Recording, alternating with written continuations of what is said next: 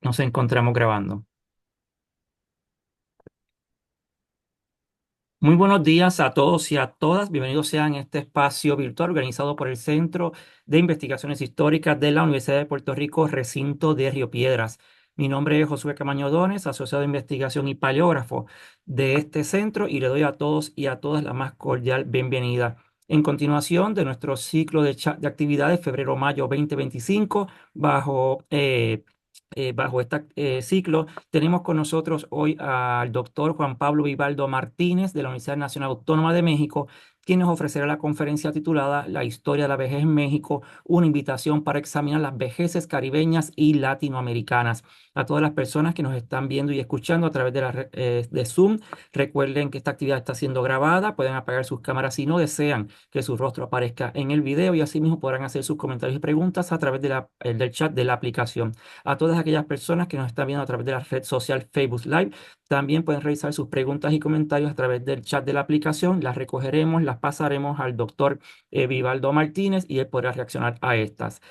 Sin más, los quiero dejar ahora con el doctor Marcial Ocasio Meléndez, director del Departamento de Historia y del Centro de Investigaciones Históricas de la Universidad de Puerto Rico, para unas palabras de bienvenida. Doctor Ocasio. Y muy buenos días a todos. ¿Me oyen? Muy buenos días a todos y todas. Muchas gracias por unirse a esta transmisión de esta excelente conferencia que vamos a tener de un querido colega mexicano, el doctor Juan Pablo Vivaldo Martínez, de la Facultad de Estudios Superiores Zaragoza y de la Universidad Nacional Autónoma de México. Confiamos que sea de una gran ayuda porque es un campo que todavía no ha sido muy estudiado en los estudios históricos americanos. Adelante con nuestra actividad y muchas gracias por unirse a nosotros. Gracias, Josué. Muchísimas gracias, profesor Ocasio. Ahora quisiera dejarlos con la compañera Magali Cintrón Butler, bibliotecaria del Centro de Investigaciones Históricas, para la presentación formal de nuestro invitado. A todas y a todas que disfruten de la actividad. Magali. Buenos días. Hoy contamos con la participación del doctor Juan Pablo Vivaldo Martínez, licenciado y maestro en Historia por la Universidad Autónoma Metropolitana y doctor en Historia por la Universidad Nacional Autónoma de México, la UNAM, desde 2017. Es profesor de asignatura nivel B en el Centro de Enseñanza para Extranjeros desde 2012 y profesor de asignatura nivel A en el Campus 3 de la Facultad de Estudios Superiores Zaragoza en Tlaxcala a partir de 2015. Desde el 6 de marzo de 2018 es representante del Centro de Enseñanza para Extranjeros ante el Seminario Universitario Interdisciplinario sobre Envejecimiento y Vejez de la Universidad Nacional Autónoma de México. Sus líneas de investigación abarcan la historia social y cultural en México siglos XIX y XX, así como la historia de la vejez. Ha impartido cursos de inglés en la Universidad Autónoma Metropolitana. Pertenece a la Asociación Latinoamericana Ibérica de Historia Social y a la Red Temática Envejecimiento, Salud, Desarrollo Social. Ha participado con más de 100 trabajos académicos en eventos nacionales e internacionales. Cuenta con 14 capítulos en libros y 16 artículos publicados en distintas revistas nacionales e internacionales. Es miembro del Sistema Nacional de Investigadoras e Investigadores Nivel 1. Algunas de sus publicaciones más recientes son las siguientes: La vejez en el Porfiriato, 1876-1910, Representaciones en Prensa y Literatura Mexicana, libro de 2020. Las representaciones de la vejez en el cine mexicano a partir de 1940, capítulo del libro 2022. Representaciones sociales de la vejez femenina en la Ciudad de México a través de algunos textos literarios decimonónicos, artículo de revista 2022. Una vejez tranquila, las pensiones en la historia de México, 1850-2021, artículo de revista de 2023. Un panorama sobre la historia de la vejez en Estados Unidos a partir del siglo XVII, artículo de revista de 2025, y Movimientos sociales en México, siglos XIX y XX, libro de 2025. En cuanto a la charla de hoy, el ponente señala que como subcampo de la historia social, la historia de la vejez ha tenido un impulso importante en México. Por eso, en esta conferencia se examinarán con detenimiento las obras pioneras en el tema, las fuentes con las que se ha trabajado, las rutas a seguir, pero también la historiografía internacional que se ha producido desde la segunda mitad del siglo XX. Asimismo, con la charla se busca motivar a historiadores caribeños y latinoamericanos para que investiguen y enriquezcan este fascinante tema en sus respectivas regiones. Ahora dejo con ustedes al doctor Juan Pablo Vivaldo Martínez. Adelante, por favor. Mil gracias por la presentación, mil gracias a todos, a todos los presentes por regalarme un poco de su tiempo. Estoy muy contento de estar con ustedes, aunque de forma virtual por el momento, en la Universidad de Puerto Rico, recinto de Río Piedras. Agradezco de forma particular al doctor Marcial Ocasio Meléndez, director del Centro de Investigaciones Históricas, a Magali Strong Butler, bibliotecaria de dicho centro, por sus buenos oficios en la organización de esta sesión, y a mi queridísimo colega y amigo, el doctor César Augusto Chirinos, a quien debo mi visibilización en Puerto Rico. Como ya lo apuntó Magali Cintrón, en esta charla me interesa revisar los trabajos que representan los cimientos de la historia de la vejez y que han visto la luz a partir de la segunda mitad del siglo XX, mostrar también las fuentes con las que es posible construirla y compartir algunas reflexiones sobre temas que me parecen centrales de abordar.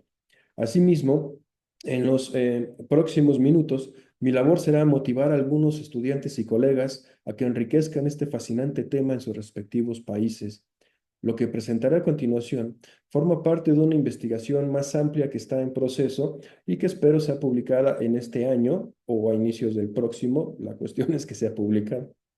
De tal suerte, invito a los presentes y a quienes verán el video posteriormente a considerar algunos aspectos heurísticos y metodológicos, pero también teóricos sobre la historia de la vejez, con la esperanza de que algunos historiadores consideren colaborar en dicho campo historiográfico, pero para que también estudiantes y colegas de otras disciplinas incorporen a los viejos como protagonistas de un mundo social en constante transformación y adviertan que pensar en la vejez es en realidad hacerlo sobre las distintas vejeces ubicadas en diferentes partes de la escala social. De acuerdo con el documento Envejecimiento en América Latina y el Caribe, presentado en la quinta Conferencia Regional Intergubernamental sobre Envejecimiento y Derechos de las Personas Mayores en América Latina y en el Caribe, llevado a cabo en Santiago de Chile del 13 al 15 de diciembre de 2022, en ese año vivían en la región 88.6 millones de personas mayores de 60 años, es decir, el 13.4% de la población total, y que hacia 2030 alcanzará el 16.5%. Por ejemplo, recordemos que en 1950 la esperanza de vida se calculó en 48 años y que para el 2030 esta llegará a 77.2 años. Esto representa un hecho que a nadie debería de sorprendernos, pero sí ocuparnos y estudiarlo. Me refiero al envejecimiento de la población a nivel mundial. Dicho fenómeno se relaciona con el decremento de la fecundidad, el avance de la ciencia que resulta en el descenso de la mortalidad, el fenómeno migratorio que ha visto amplias regiones llenarse de viejos, de personas mayores, mientras los jóvenes prueban suerte en otras, y por supuesto al incremento de la esperanza de vida de la población. El envejecimiento, que de ninguna manera debe ser concebido como un problema, es un tema cada vez más presente en las discusiones cotidianas y académicas. Asimismo, supone enfrentar una serie de retos de diversa índole: el sistema de pensiones, el viejismo o la discriminación hacia las personas envejecidas, la falta de un sistema de cuidados tan necesario en nuestras sociedades, el impulso de redes de apoyo, la investigación en geriatría y gerontología, entre otras. Con esta charla también busco derrumbar una visión que generalmente se ha asumido y que tiene que ver con una concepción que flota en el imaginario colectivo y que sostiene que las personas viejas fueron más valoradas y respetadas en el pasado. Nada más alejado de la historia de la humanidad. El trato a las personas de provecta edad ha sido ambivalente desde siempre. La diferencia es la representación cuantitativa. de ellos en sociedades cuyo número también se transformó en el tiempo y que ha provocado que tengan más visibilidad en algunos momentos que otros.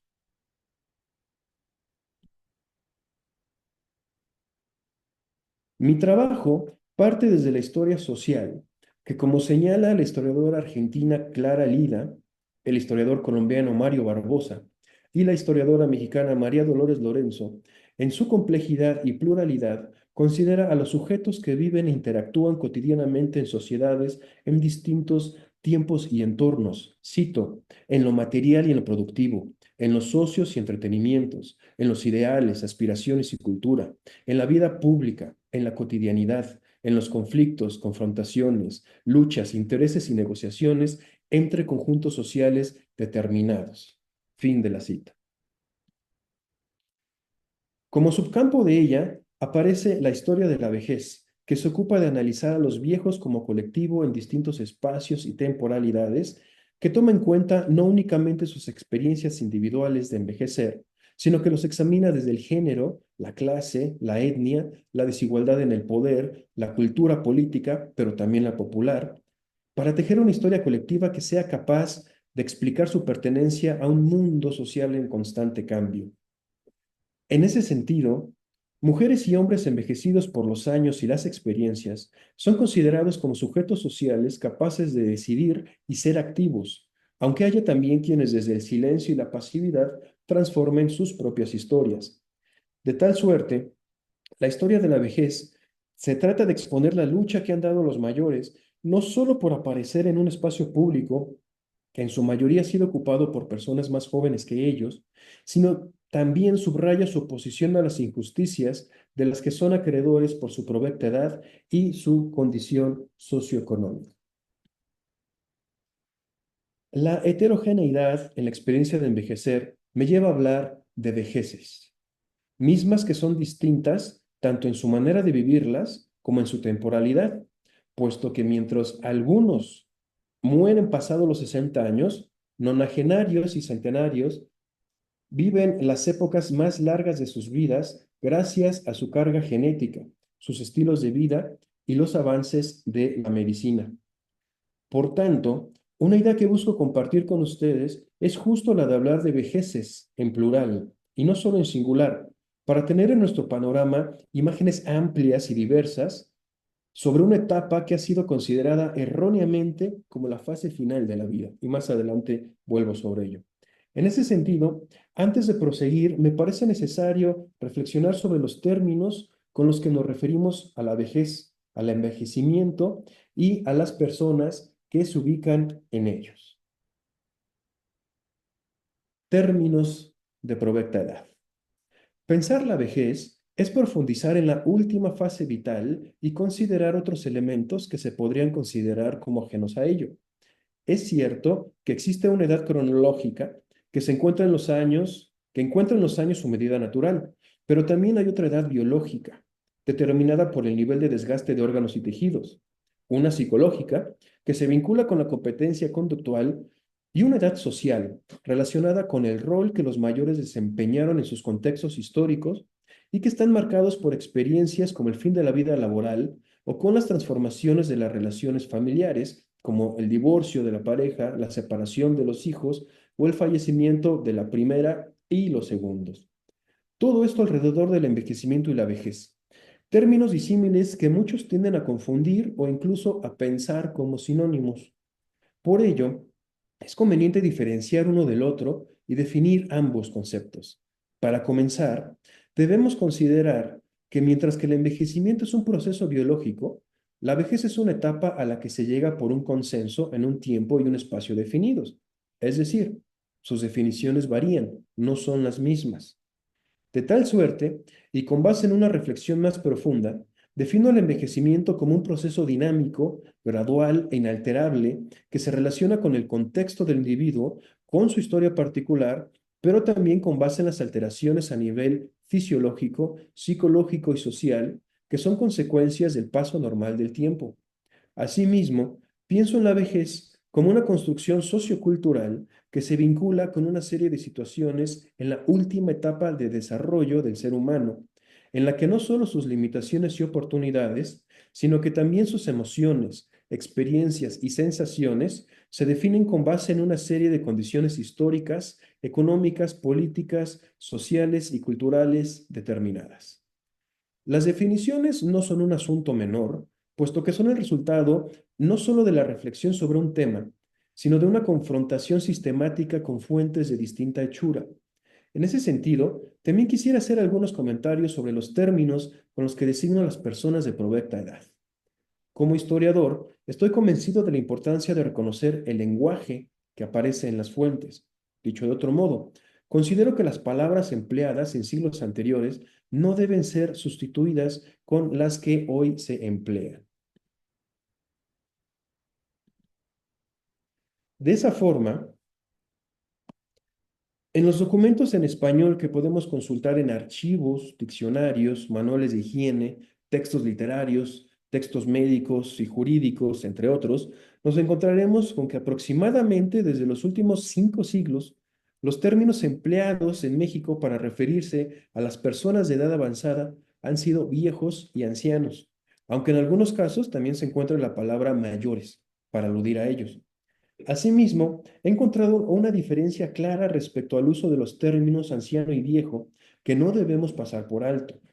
Mientras que los primeros se relacionaron en general con una clase social privilegiada, a la que pertenecieron los individuos de avanzada edad, con una situación financiera holgada, con un nivel educativo que los llevó a desempeñar oficios respetables que ejercieron por décadas, así como con cierto prestigio social, los viejos fueron los viejos fueron aquellos que no cumplieron con las anteriores características. En otras palabras, su escasa o nula preparación escolar los orilló a buscar cualquier tipo de empleo para paliar sus necesidades cotidianas, al tiempo que sus endebles finanzas los obligaron a trabajar hasta sus últimas fuerzas. Lo anterior normalmente implicó que mujeres y hombres viejos fueran considerados como rémoras sociales, que no merecieron respeto, puesto que también, en su pobreza, algunos de ellos fueron presas de los vicios. Para ilustrar lo anterior, muestro lo que señaló el filósofo republicano español Roque Barcia en sus Sinónimos Castellanos, publicados en 1890. Y cito: viejo se refiere a la edad, anciano a las cualidades del espíritu. El viejo tiene achaques, el anciano experiencia. Así, en estas líneas observamos la diferencia diametral entre las concepciones de viejo y de anciano. Mientras que la de anciano fue una figura más cercana al arquetipo que a la realidad, la idea de la persona vieja tuvo un cariz más vinculado con el deterioro físico y mental que con otras características. Por si esto no quedara suficientemente claro, Barcia enfatizó: el viejo es raro, extravagante, gruñón, egoísta. El anciano es discreto, prudente, previsor, resignado. El viejo es el censor constante de la juventud. El anciano es su guía, su maestro. Por otro lado, el surgimiento de términos que aluden a los individuos como adulto mayor, adulto en plenitud, empleado brevemente en México durante la primera década del siglo XXI, o la etapa de la vida como tercera edad, edad dorada, edad plateada y demás, deben emplearse con mucha cautela para no incurrir en anacronismos que solo confunden y que nada abonan a la claridad histórica. El uso de los términos que se emplean en la actualidad como adultos mayores o lo que me he encontrado en Puerto Rico como PEA, que voy a explicar en un momento, tendría que ser empleado cuando las fuentes así lo indiquen. Por ejemplo, en México, desde el 2002, se promulgó la Ley de los Derechos de las Personas Mayores. Por tanto, en mis investigaciones y en las investigaciones históricas, sostengo que hay que referirse a ellas solo en el caso en el que el marco contextual se ubique en el siglo XXI y expresamente aluda a dicha ley. Doy otro ejemplo mucho más cercano a el auditorio que me está escuchando. El portal del State Data Center de Puerto Rico ofrece datos reveladores sobre la población durante el periodo 2020-2024. De la tabla, observamos que la edad media de los pobladores de la isla se ha incrementado de forma acelerada hasta que ahora es un poco mayor de 45 años. Esto supone que cada vez hay menos niños, mientras que los viejos cada vez serán más. Los viejos, así se les nombra, aunque la forma común para nombrarlos, hasta donde yo entiendo, es envejecientes. En 2018, Amada García Gutiérrez publicó un trabajo que desde el trabajo social examina la vejez en la isla. Ella se refiere a las personas de avanzada edad, o las PEA, por sus siglas, es decir, no adultos mayores, no personas mayores, y las define como, cito, aquellas que tengan 60 años o más, fin de la cita. De acuerdo con el negociado del Censo de los Estados Unidos del año 2000, en el 2014, 22.7% de los boricuas estaban comprendidos en este grupo etario, lo que los hizo ocupar la posición número 34 en comparación con 229 países. De acuerdo con García Gutiérrez, en 2003, la Junta de Planificación elaboró un informe dirigido al gobernador de Puerto Rico, en el que señaló la necesidad de transformar la visión de las PEA, que al ser un grupo etario que cada vez cobra más importancia, cito, requiere ser visto por la sociedad y asimismo como alguien con capacidad de aportar a la misma. Esto requiere romper la imagen de incapacidad y de pasividad que pueda tener el adulto mayor. Fin de la cita. Me he llevado una sorpresa al enterarme de la existencia de la Ley 121 de 1986, que se conoce como la Carta de Derechos de la Persona de Edad Avanzada, misma que estableció que, cito, las personas de edad avanzada, a pesar de tener los mismos derechos naturales, legales y humanos de todos los adultos en Puerto Rico, muchas veces se ven marginados e imposibilitados de ejercerlo, bien sea por el desconocimiento, por su condición física o mental, o por la estrechez de su ambiente social y humano. Fin de la cita. Si bien esta ley es muy anterior a la ley de las personas adultas mayores, que en mi país se expidió en el 2002, se puede observar que en la isla permeó una concepción de la vejez como una etapa de desconocimiento y limitaciones. Asimismo, a pesar de que la ley es cuidadosa respecto al uso del lenguaje, no alude a la independencia o a la promoción del autocuidado de la población, sino que, cito, destaca las limitaciones y la necesidad de protección por parte del Estado como una visión paternalista. Fin de la cita. Como vemos, el lenguaje debe estar acorde con el contexto histórico. Así, no caeremos en expresiones desafortunadas como referirnos a los adultos mayores novohispanos o a la tercera edad decimonónica, entre otras expresiones. Con esto en mente, hablemos un poco sobre la historiografía de la vejez. A medida que el envejecimiento poblacional comenzó a ser evidente en países como Francia, Inglaterra o Estados Unidos, surgió una necesidad historiográfica por preguntarse por las formas de envejecer en distintos periodos de la humanidad. Así, han salido a la luz publicaciones que examinan periodos amplios como la Antigüedad, la Edad Media, el Renacimiento y los siglos XIX y XX.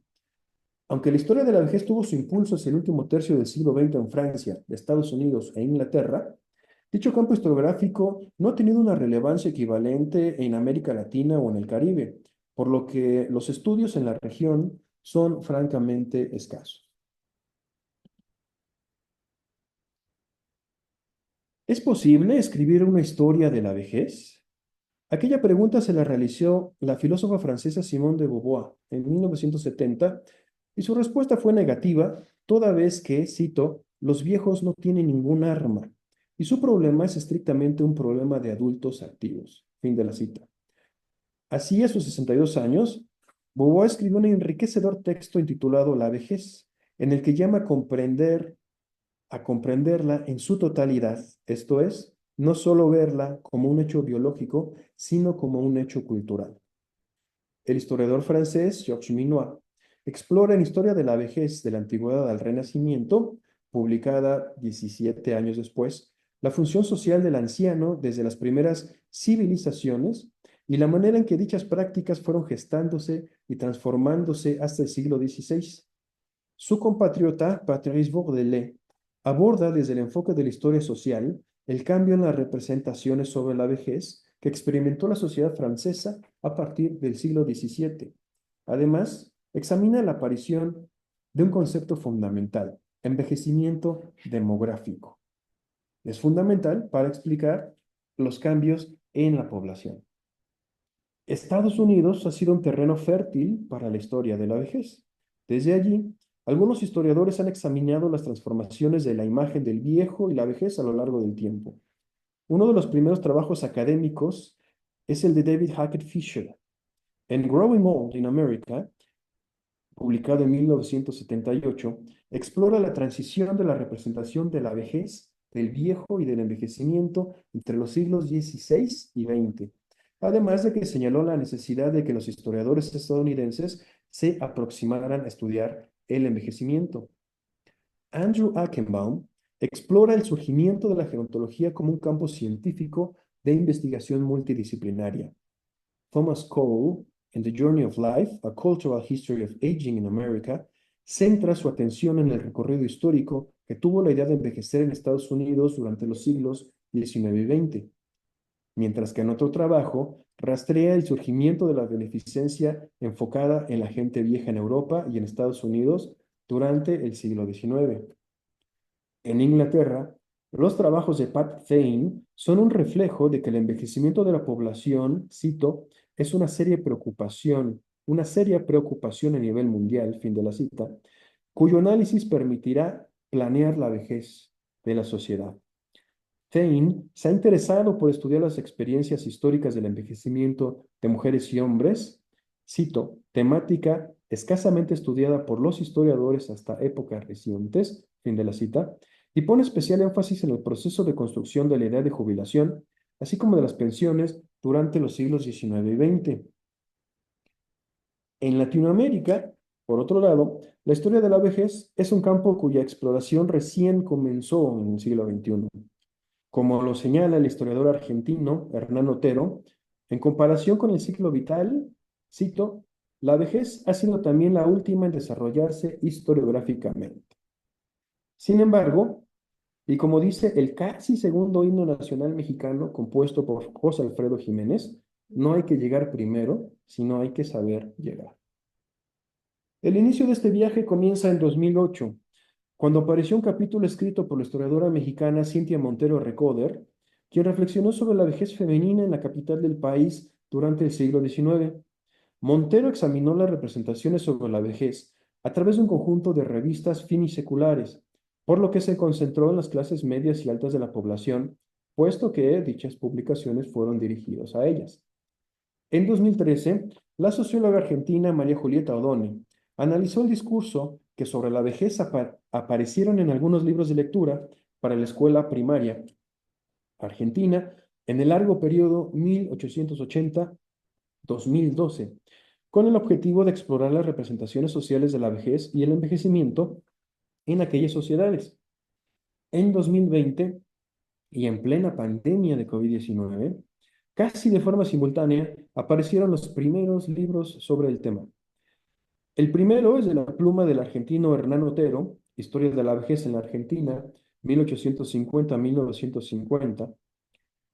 Es un libro en el que no solo explora el imaginario colectivo sobre aquella etapa, sino que, con base en un sólido trabajo demográfico, explora el comportamiento de la población, además de que indaga el desarrollo de los regímenes jubilatorios en aquel país. Para el caso mexicano, quien les habla se concentró en el periodo 1876-1910 y examinó las representaciones de la vejez en la prensa y en la literatura del periodo. En 2024 fue publicada una compilación de artículos que examinan distintos aspectos de la vejez y sus representaciones en Colombia en los siglos XIX y XX.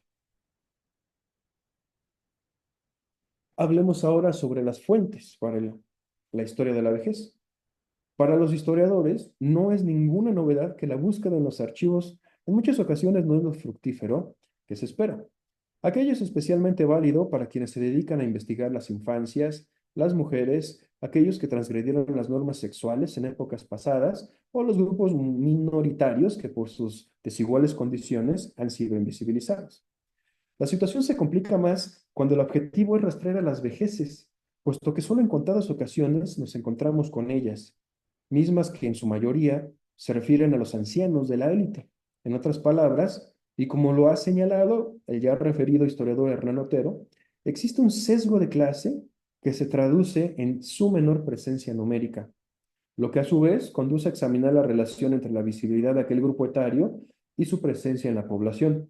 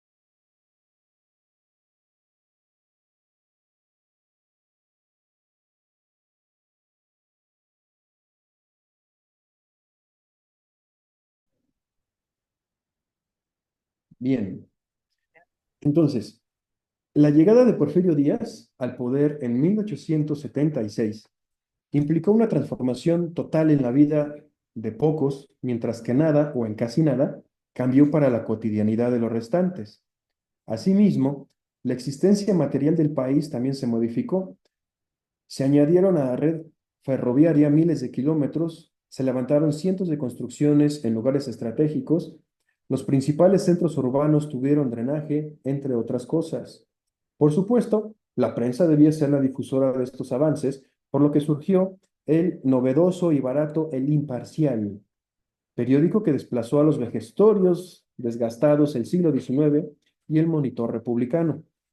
Al examinar las distintas representaciones de la vejez en la prensa mexicana durante el Porfiriato, se constata que quienes tuvieron acceso a estos materiales nutrieron su perspectiva con base en una serie de puntos de vista de reporteros y publicistas que, aunque recurrieron a los estereotipos sobre los viejos y los ancianos, dicho grupo etario apareció con mayor frecuencia en los periódicos y revistas porfirianas. Sin embargo, hay que hacer una precisión. Las representaciones dependieron del tipo de prensa en la que aparecieron. Es decir, no fue lo mismo abordar el tema desde una amplia tribuna que hacerlo desde un espacio más especializado. Por lo tanto, mientras que en los diarios de mayor circulación la imagen de la vejez se asoció más con la excepcionalidad de alcanzar una edad avanzada, en la prensa médica esta se vinculó con la pérdida de la salud. Además, los ancianos como colectivo comenzaron a ser considerados como un mercado de consumo, pues aparecieron una serie de productos y remedios que buscaron combatir los efectos de la edad. La revisión de estos diarios muestra que la vejez por sí misma no representó una noticia que llamara la atención de los redactores de los periódicos.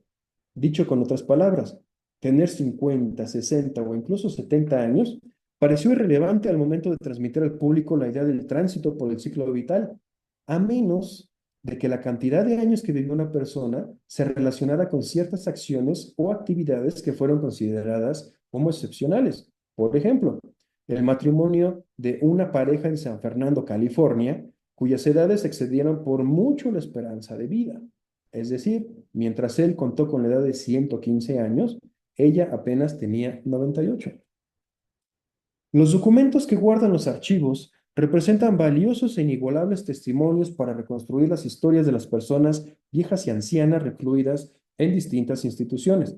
Pongo como ejemplo los casos de los 3 asilos de ancianos que fueron fundados entre 1876 y 1911, que por cierto, continúan en funciones. El asilo particular para mendigos, el asilo Matías Romero y la Casa Betty. La revisión de sus estatutos nos da luz sobre el perfil de sus inquilinos. Respecto del asilo particular para mendigos, sus normas, aprobadas en 1903, lo describieron como una institución de beneficencia privada con el objetivo de ayudar a las personas, cito, que por su edad avanzada o por su enfermedad están impedidos para dedicarse a un trabajo lucrativo. Fin de la cita. Entre los requisitos que se estipularon para permitir el ingreso al establecimiento destacan los siguientes: comprobar la necesidad imperiosa de los auxilios, tener buenas costumbres y no padecer enfermedades crónicas. Respecto al Matías Romero, las personas debían tener cuando menos 50 años de edad y era necesario que dos individuos de notorio buen nombre certificaran que el solicitante era acreedor al socorro. En cuanto a la atención, los estatutos contenían un apartado dedicado a los asilados distinguidos, quienes contaron con un departamento independiente.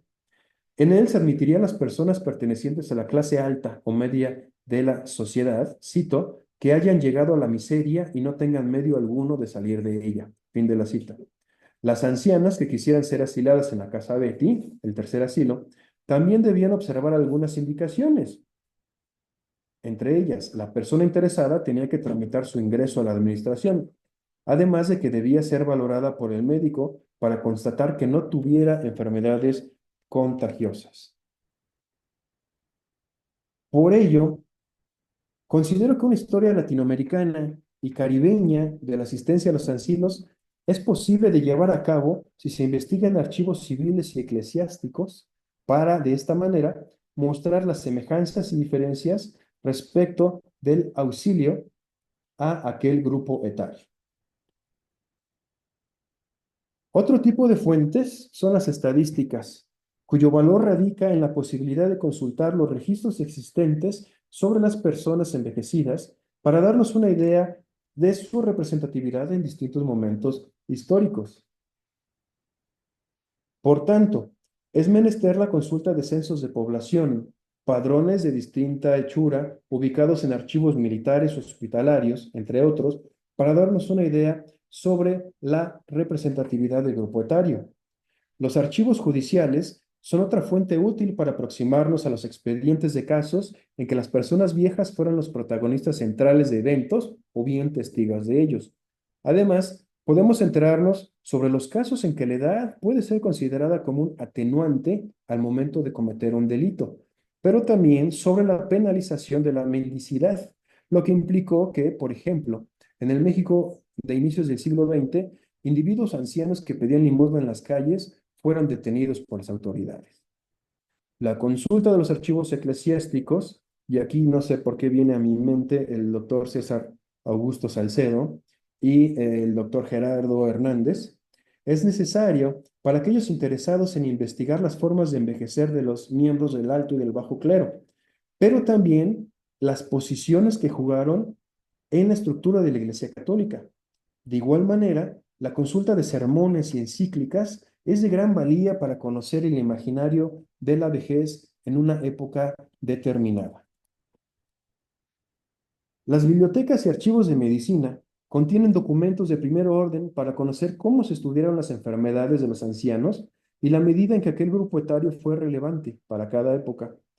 En otro lugar, expuesto el caso del médico mexicano José María Bandera, quien de manera simultánea a las investigaciones del galeno ruso Eli Mechnikov propuso que el envejecimiento se trata de un proceso humano. Otro galeno, radicado en México, Juan Soler y Roy, publicó una serie de artículos relacionados con las patologías de la avanzada edad, mientras que algunos estudiantes de medicina se interesaron por abordar otros aspectos. Esto a inicios del siglo XX. Una forma adicional de enriquecer la historia de la vejez es mediante la revisión de textos literarios que van desde la novela y el cuento hasta la poesía y la correspondencia. Al analizar aquellos textos publicados a partir del siglo XIX en México, me he dado cuenta que representan una fuente importante en términos no únicamente de la visibilización de personajes envejecidos, sino también como documentos en los que es posible conocer la concepción de una época sobre el proceso de envejecimiento, así como el de la llegada y permanencia de la vejez, junto con los elementos adyacentes a ella, como el trabajo, el desempleo, la jubilación, el retiro, los cuidados y la pérdida paulatina de capacidades. Asimismo, los testimonios impresos que dejaron algunos privilegiados en forma de diarios o correspondencia son fuentes fundamentales para comprender, si no una visión general, sí una particular sobre los significados de envejecer dentro de las sociedades jerarquizadas. Las fototecas y mediatecas son utilísimas para registrar sobre todo el inicio y desarrollo del envejecimiento poblacional. Por ejemplo, pensemos en comparar dos fotografías, una de mediados del siglo XIX y otra de 1990, que retrate la cotidianidad de un fin de semana en algún espacio público de cualquiera de los países de procedencia de quienes me están escuchando en este momento. Es muy probable que mientras que en la primera fotografía aparezcan más personas en edades infantiles y juveniles, en la segunda los adultos sean la mayoría. Con este rápido recuento de fuentes, intento transmitirles que es posible construir una historia de la vejez que muestre la riqueza y la diversidad de envejecer en distintos momentos históricos. Es decir, aquella pregunta que se hizo Simone de Beauvoir en 1970, ¿sí?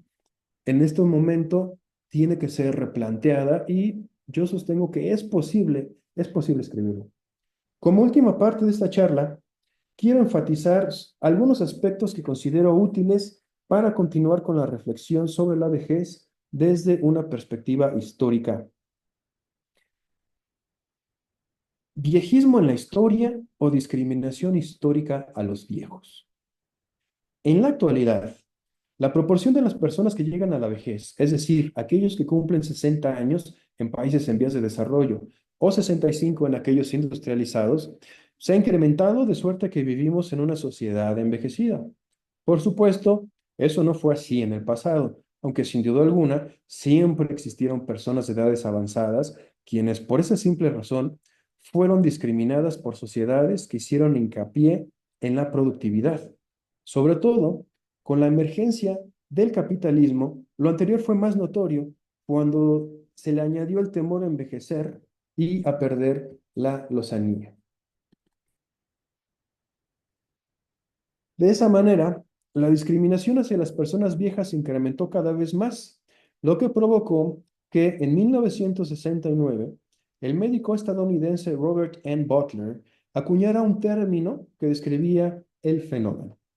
Así surgió la palabra ageism, que en un principio fue utilizada por Butler para referirse a la discriminación de un grupo etario sobre otro, es decir, de jóvenes a adultos, de adultos a viejos, pero también de jóvenes a viejos.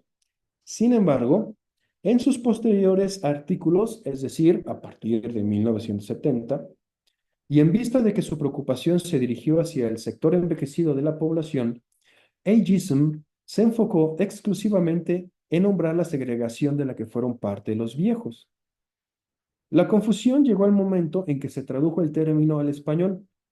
Hacia el ocaso del siglo XX, el médico argentino Leopoldo Salvarezza pensó en el viejismo como la traducción más adecuada de ageism, por lo que así se entendió durante un par de décadas.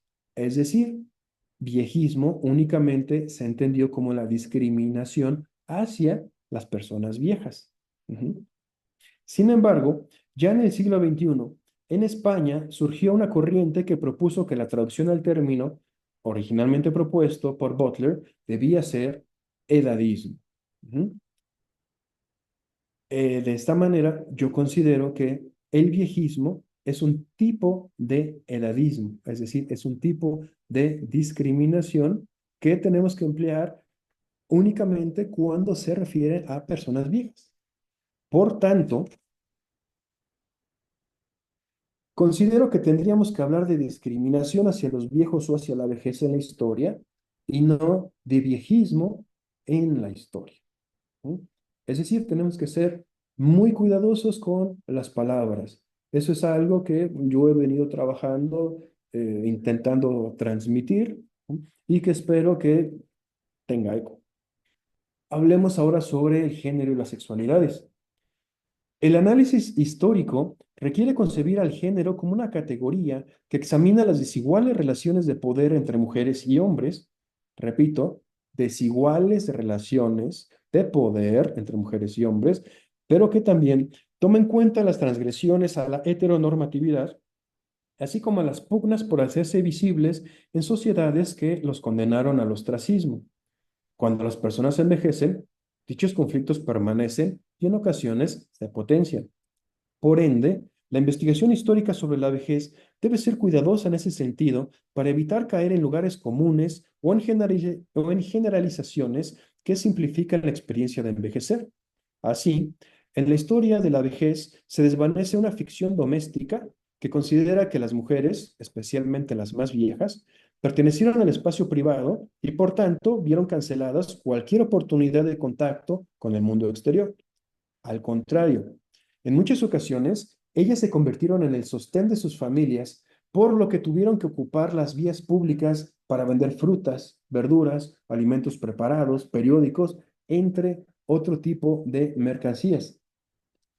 Tampoco debemos pensar que las puertas de las sexualidades estuvieron clausuradas para los viejos.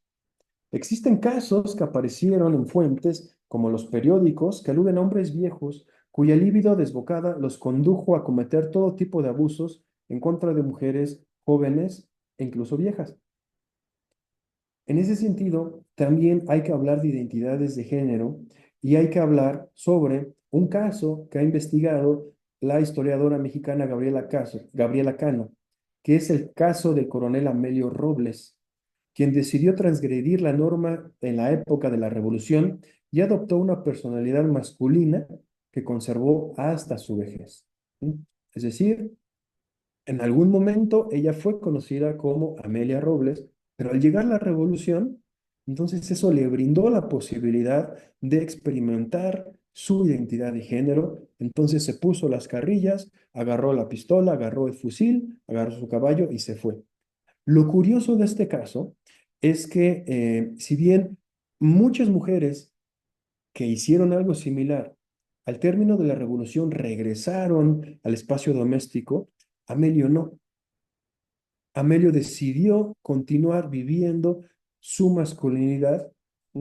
Entró el ejército, incluso el ejército reconoció al coronel Amelio Robles. Y así como este caso, yo estoy seguro que los archivos de América Latina y del Caribe están repletos de esta información. Ahora hablemos sobre un tema que especialmente me atrae, representaciones sociales. La idea de envejecer no ha sido la misma a lo largo de la historia, sino que cambia y se transforma junto con las sociedades.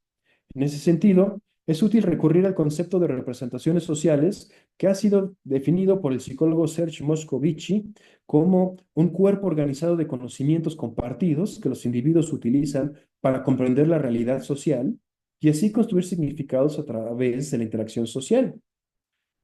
Otra personalidad que ha investigado esto es el historiador Roger Chartier, quien dice que, cito, estas están estrechamente relacionadas con las posiciones y las relaciones sociales, con la manera en que los individuos y los grupos se perciben a sí mismos y a los otros.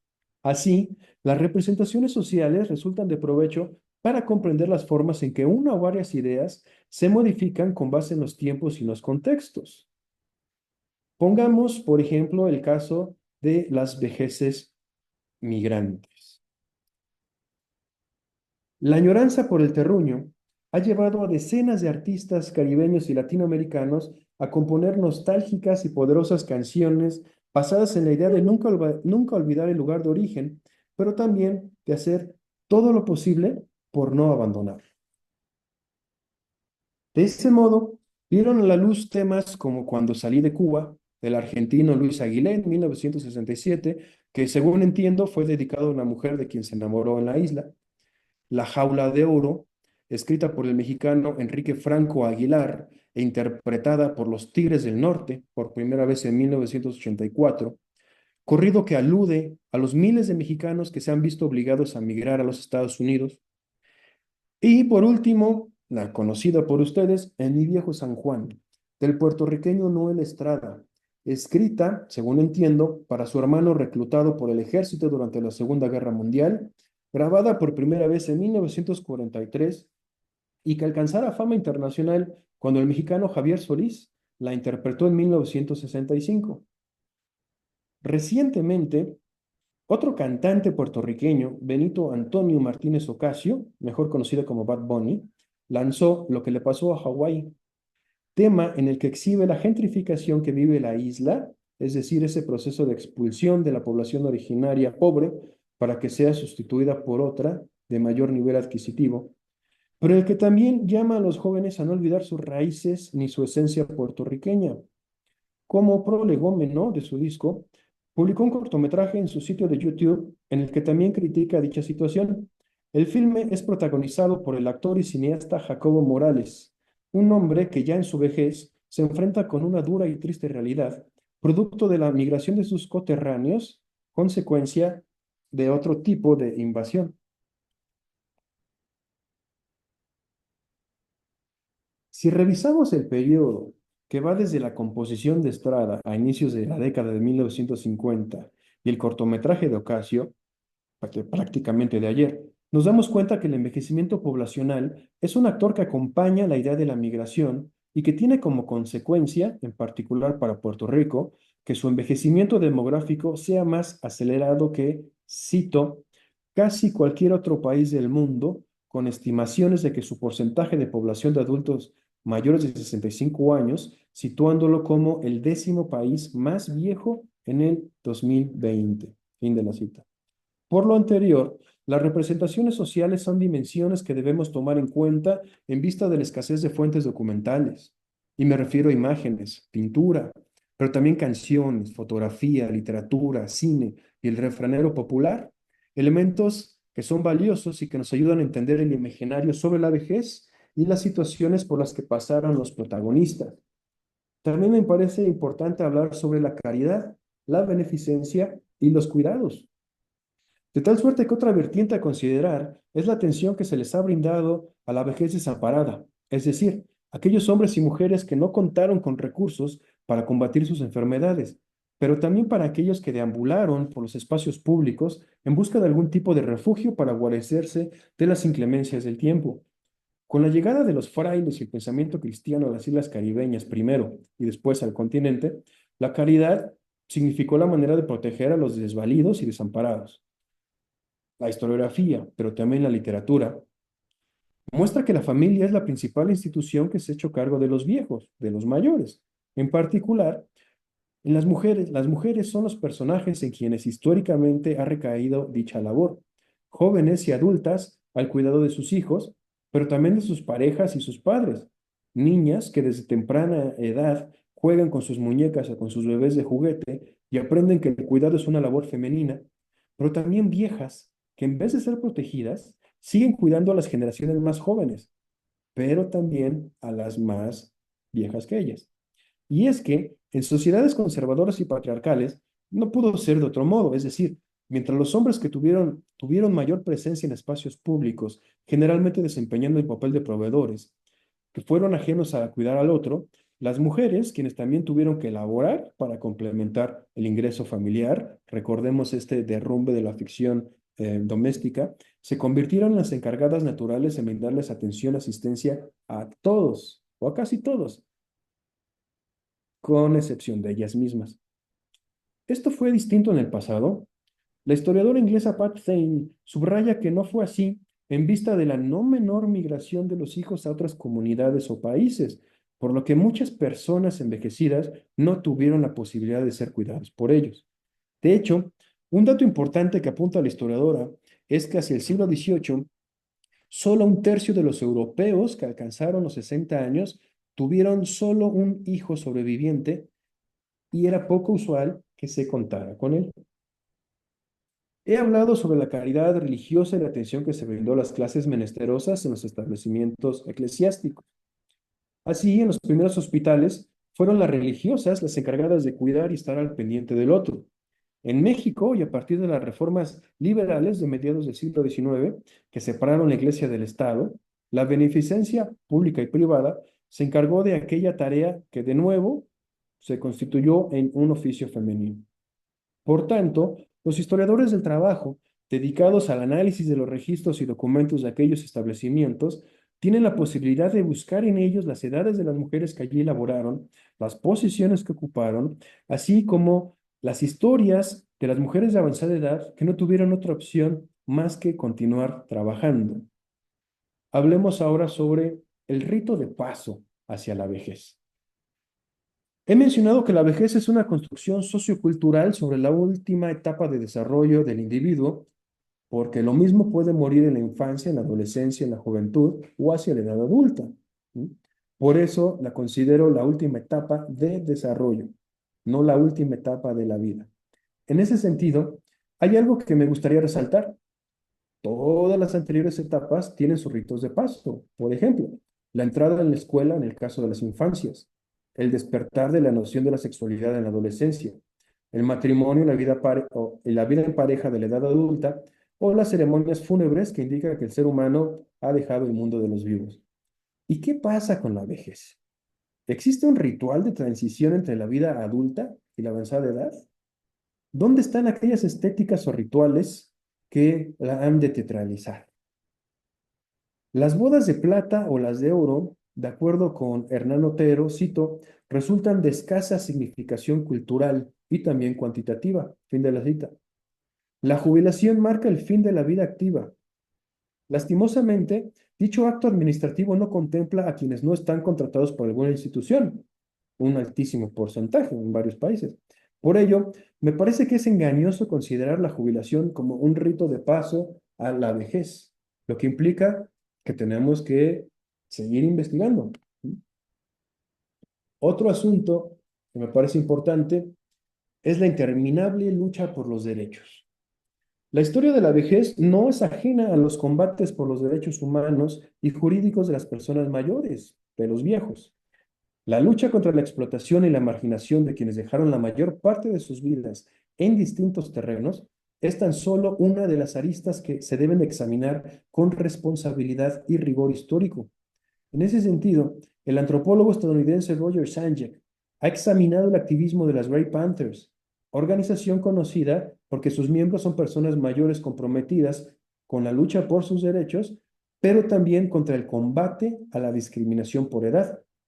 Mientras que Carol Roy examina el mundo de las Raging Grannies, organización de mujeres viejas canadienses y estadounidenses que se movilizan a favor de distintas demandas sociales, mientras que denuncian atropellos y viejismos. ¿Y qué pasa con el trabajo, con el retiro y con la jubilación? El trabajo es una actividad que el ser humano ha desempeñado para sobrevivir.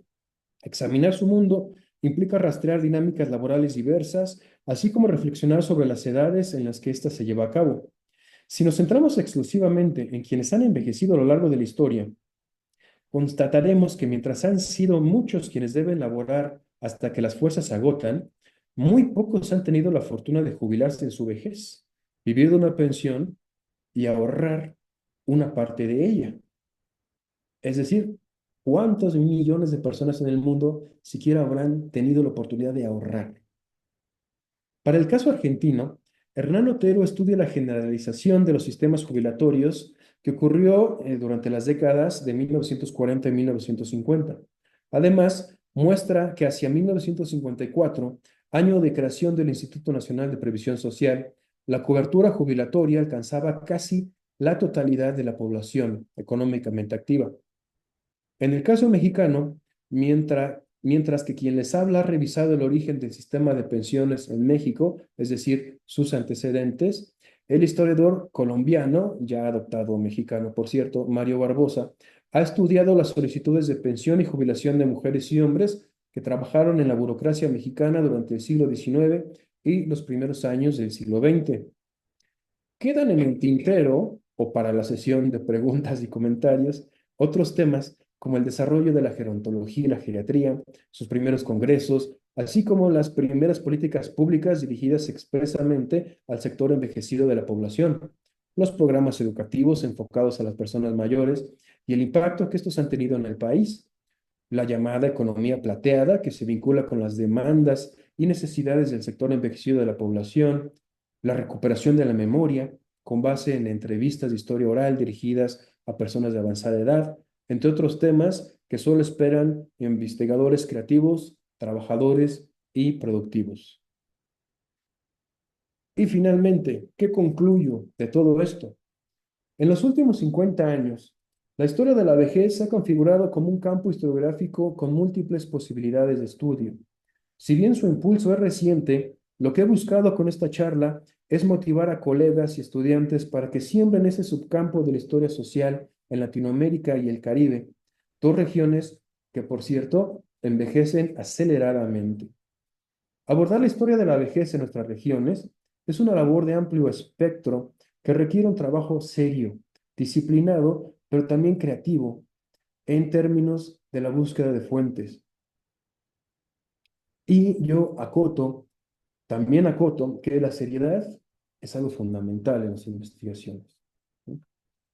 Lo primero que sugiero es comprender que el envejecimiento es un proceso natural, al que, por cierto, no todos llegan. Y la vejez, una construcción social sobre la última etapa del ciclo vital. De esta manera, derrumbaremos una cantidad importante de mitos y combatiremos el viejismo, que como ya les había comentado, se refiere a la discriminación exclusiva a las personas de avanzada edad, es decir, a los viejos. Recordemos que la gerontofobia o el temor a envejecer tiene distintas expresiones. Una de ellas es de uso cotidiano y tiene que ver con que muchas personas tengan temor incluso a nombrar tanto la etapa de la vida, es decir, la vejez o la ancianidad, como los protagonistas de ella, los viejos y los ancianos. Recordemos que los anteriores son los términos empleados desde hace siglos y que contienen una profunda carga histórica relacionada tanto con la preservación de la memoria como con su propia construcción. ¿Mm?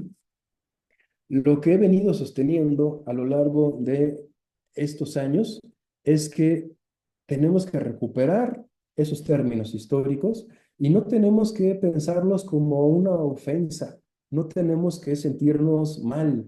Es decir, una persona, yo que tengo 46 años, pues bueno, soy más viejo que mis estudiantes que tienen 20. Ujú. Pero a la vez yo soy más joven que una persona que tiene 70, que tiene 80 años. Pero las personas que tienen más de 60 años son viejas, son ancianas, ¿no? Y esto a mí me llama particularmente la atención. Yo trabajo en Tlaxcala, que es el estado, uno de los estados más pequeños de la República. Y entonces, cuando en el ámbito académico, ¿sí? Se refieren a las personas de avanzada edad, lo hacen como adultos mayores.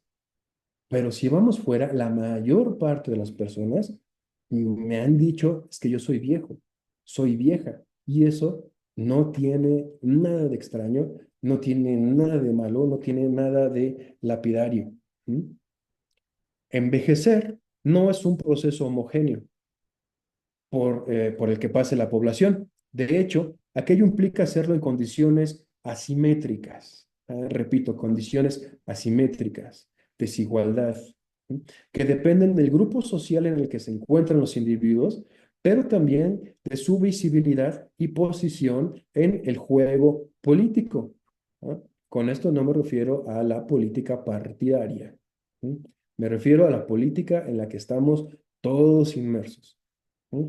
Porque nosotros, los ciudadanos, somos quienes elegimos, quienes decidimos. A esa política me refiero. Así, hemos visto que los actores sociales que aparecen en las fuentes, en su mayoría son los ancianos, es decir, aquellos que han envejecido en el poder. El anciano general Porfirio Díaz. Yo no me he encontrado hasta el momento alguna carta, alguna correspondencia en la que se refieran a Díaz como el viejo Porfirio Díaz. No, era el anciano. ¿Por qué? Por la posición de poder, por el prestigio, porque era el presidente. Mientras que los viejos eran relegados más allá de los márgenes de la historia. El envejecimiento poblacional es una realidad. Por tanto, considero que resulta imperativo no únicamente investigar cómo las sociedades pasadas concibieron y reflexionaron sobre la vejez, sino también hacerlo de forma interdisciplinaria en la actualidad. Por ello, invito a sociólogos, antropólogos, arquitectos, abogados, psicólogos, enfermeros, biólogos, matemáticos, entre otros, a integrar en sus investigaciones el envejecimiento como proceso y la vejez como etapa. En este sentido, les comparto que en Tlaxcala, un grupo de entusiastas alumnas de la licenciatura en Desarrollo Comunitario para el Envejecimiento, impulsoras del seminario Personas en Situación de Tesis, han incorporado en sus tesis de licenciatura reflexiones históricas sobre la vejez que enriquecen sus interesantísimas investigaciones. Finalmente, quiero comentar que en los últimos años me ha interesado desmentir versiones maniqueas que afirman que mientras que en el pasado se respetaba, cuidaba y se tenían mucha mayor estima a los viejos o ancianos, hoy eso ha terminado. ¿Mm? Eso no es cierto. Nada más basta echarse un clavado a la literatura del siglo XIX. Es decir, mientras hay personas que respetan, que ponen en una posición de privilegio a los ancianos, hay otros autores, como por ejemplo Ángel de Campo, un hombre que falleció a los 40 años, ¿no?, de tifo, en la pobreza. Escribió una serie de adjetivos, una serie de calificativos, todo un matiz peyorativo hacia los viejos. La investigación histórica seria cada vez muestra con mayor claridad que siempre ha existido una posición ambivalente respecto al tema, nutrida por criterios como el estatus social, los logros individuales, el género, los vicios y los oficios. Como sugiere Pat Thame, gente vieja gente vieja y joven siempre ha tenido que trabajar para ganarse el respeto de los demás. Entonces, esto es lo que les quería compartir en estos minutos. Creo no haberme pasado de una hora, si no ya me lo dirán. Aquí les dejo mi correo electrónico, el sitio de academia.edu. Ahí están todas mis publicaciones de acceso gratuito para que los descarguen, pero sobre todo para que los lean, para que los compartan y para que les sirva para abrir, expandir el conocimiento, hacerse nuevas preguntas, ver otros actores, pensar en las vejeces pasadas, pero también pensar en las vejeces actuales. ¿Qué va a pasar en este momento? Al menos en México, para el 2050, una de cada 4 personas vamos a tener más de 60 años. Ujú. En Puerto Rico, bueno, la cifra se eleva, se incrementa. Entonces, la invitación es a pensar en la historia de la vejez como un nuevo espacio, una nueva beta historiográfica que hay que trabajar, que hay que trabajar de manera seria, pero sobre todo que hay que ser creativos para disfrutarla, para construirla y para fortalecerla. Les agradezco mucho su atención y espero sus preguntas y comentarios. Muchas gracias. Muchísimas gracias al doctor Juan Pablo Vivaldo por su excelente e interesantísima presentación. Antes de dejarlos con la compañera Magali Cintrón Bodler para que administre la sesión de preguntas y comentarios, tenemos algunos comentarios y preguntas a través del Facebook Live de nuestro centro de investigaciones y también aquí en el espacio de Zoom. Quiero agradecer a las sobre 38 organizaciones académicas y culturales que se encuentran en estos momentos retransmitiendo esta actividad tanto en Puerto Rico, el Caribe, América Latina, Estados Unidos y España. Asimismo, a las sobre 667 personas que en estos momentos se encuentran escuchando al doctor Vivaldo. Recuerden que todos pueden continuar haciendo preguntas o comentarios a través del chat de la aplicación Facebook o a través del chat de la red de la aplicación Zoom. Así que sin más, los dejo con Magali Cintrón para que administre esta sesión. Magali. Muchas gracias al doctor Vivaldo por su interesante, excelente charla. Lo felicito por su capacidad de síntesis de un tema pues tan amplio y con tantas vertientes. Vamos con la primera pregunta que está en el chat, que la formula el doctor Marcial Ocasio, director del Departamento de Historia del Centro de Investigaciones Históricas. Dice, en México se usa el apelativo de grande para referirse a las personas viejas. ¿Tienes algún comentario sobre esto? Muy amable, doctor Ocasio. Sí, efectivamente, se habla de gente grande, los grandes. Sin embargo, hasta el momento yo no me he encontrado en las fuentes que se refieren así, ¿no? Me he encontrado más a los mayores, ¿no? Por ejemplo, la palabra grande, yo la he escuchado, pero digamos a nivel comunitario. Cuando salimos de estos espacios, cuando vamos, por ejemplo, a la comunidad, entonces me encuentro que efectivamente se refieren a una persona que es grande. No, él ya está grande, tiene como 80 años. Ujú. Pero solo en esos casos, doctor. Le agradezco. Doctor Ocasio, gracias, doctor Vivaldo. Doctor Ocasio, ¿usted desea reaccionar a esto, añadir algo más? No, no, muchas gracias, doctor Rivaldo. Es que como sí lo vi y era lo que realmente siempre fue la gente hablándolo, pero si en las fuentes escritas no aparece, más bien es alguna locución que en México han creado, porque no solamente se usa en México, aquí decirle grande a uno es que es grande de tamaño, ¿no? Pero no ese vocablo. Pero muchas gracias y excelente presentación.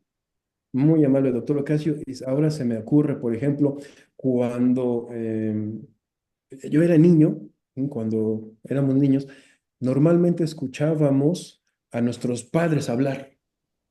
Y cuando queríamos entrar en esa conversación, lo que nos decían, "No, a ver, esto es de gente grande, esto es de grandes".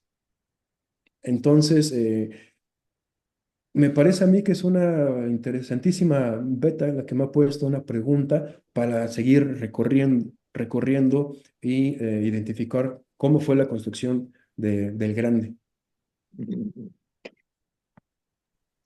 Muchas gracias. Continuamos con eh, Luis Fernando Vivaldo Martín del Campo. Tiene 4 preguntas, vamos una a una.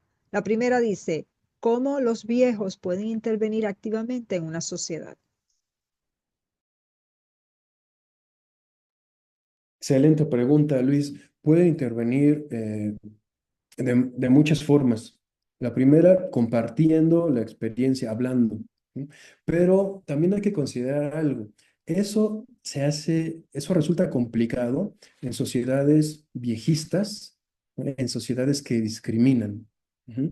Es decir, no todos están dispuestos a escuchar a las personas viejas. Otra manera es que está relacionada con la cultura política y sobre todo con la ciudadanía. Es decir, la ciudadanía no caduca. El problema es que muchas personas consideran lo contrario. Es decir, piensan que, a ver, a los 70, a los 80 años, pues no, en realidad, pues ya no tengo por qué decidir, por qué opinar. Y no es cierto.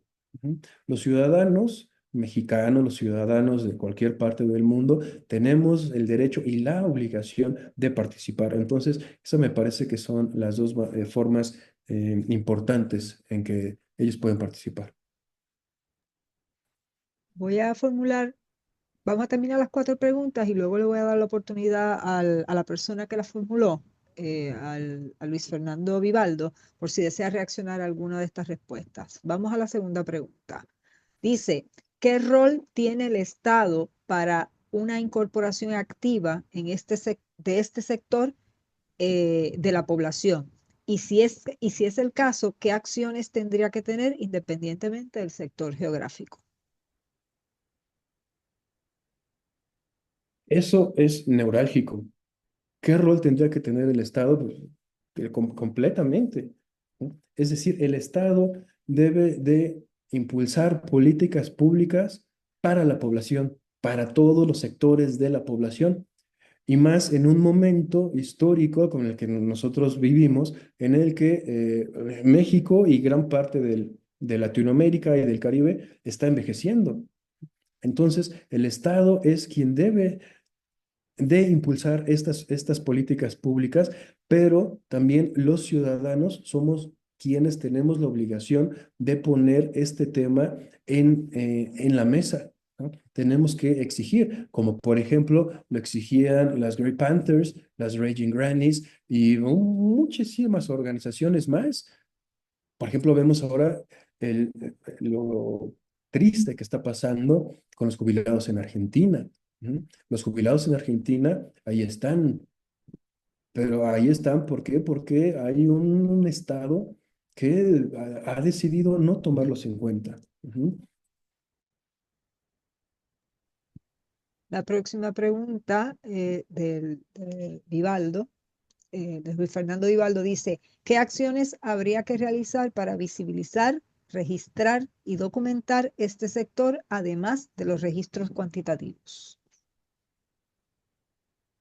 Excelentes preguntas. Acciones para visibilizar un montón. La primera es entrar en contacto, es decir, verlos, ¿no? Es decir, no sirve de mucho si nosotros nos dedicamos a escribir sobre las personas mayores o a indagar cuál es la situación de las personas viejas en este momento si no las estamos viendo. Entonces, lo primero es acercarnos. Lo que tenemos que hacer es impulsar una convivencia intergeneracional, ¿no? Y bueno, a partir de ahí, pues hay esfuerzos muy importantes a nivel académico. Está el Seminario Universitario Interdisciplinario sobre Envejecimiento y Vejez. Está el Instituto Nacional de Geriatría. Entonces, hay muchas acciones que se deben realizar.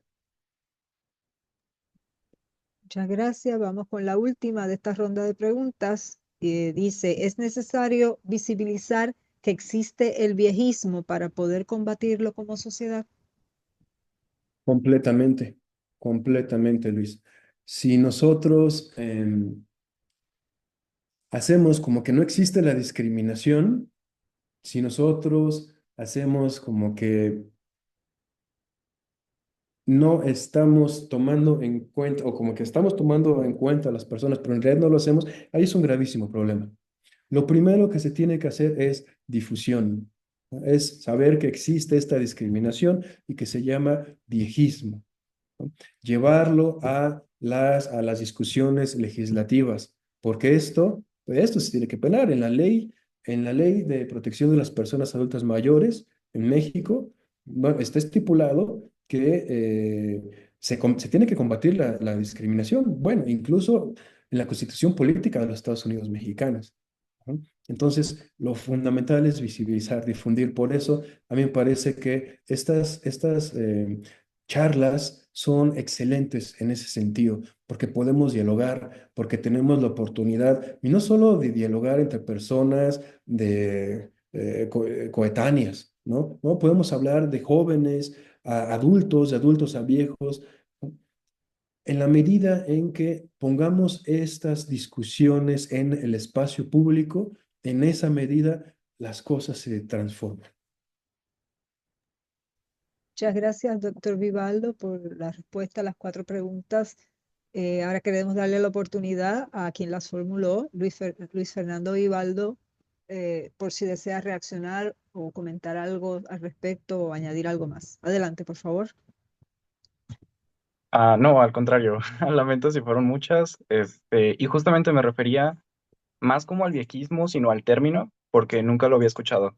Me refiero, mencionó justamente como el añismo, pero así como nosotros normalizamos el término racismo o clasismo, el viejismo, al menos aquí en México, nunca lo, o al menos en mi sector, nunca lo he escuchado. Entonces creo que simplemente con visibilizar primero ese término y que existe un término para eso, creo que es relevante.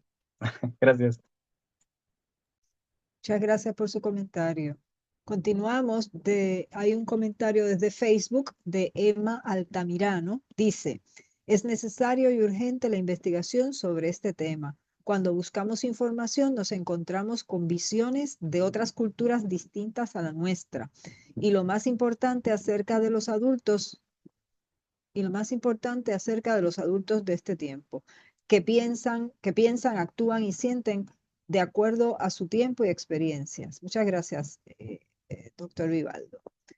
Seguimos, denme un segundito para mirar el... Ajá.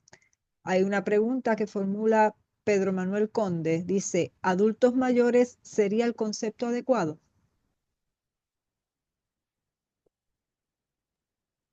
Bueno, primero quiero hacer un comentario sobre lo que dice Emma Altamirano, y sí, tiene toda la razón. Es decir, nosotros estamos muy acostumbrados, y cuando hablo de nosotros hablo de Latinoamérica, no hablo del Caribe, por ejemplo, a reflexionar sobre la vejez en la época griega, en la época romana, ¿m?